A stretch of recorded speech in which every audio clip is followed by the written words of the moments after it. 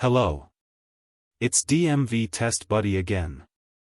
One of the most difficult and panic-inducing intersections for new drivers is considered to be a roundabout.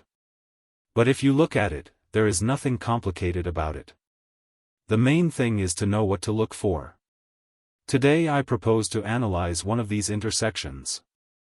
Let's try to check how quickly you can solve this problem.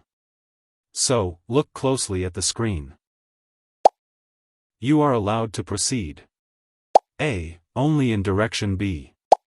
B. In directions A or B. C. In directions B or C. I give you 10 seconds to answer this question.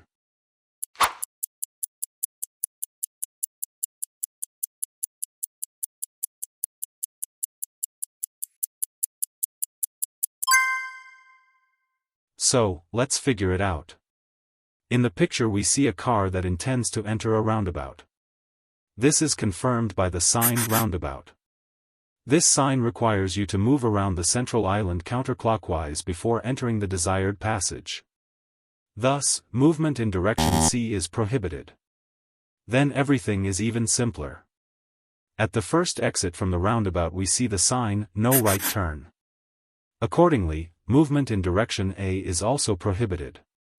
Thus, we can conclude that the direction of movement for the car in the picture is only permitted in direction B. It's simple, right? The main thing is not to be afraid of circular movements, but just understand them. How many of you answered the question correctly? Let's discuss.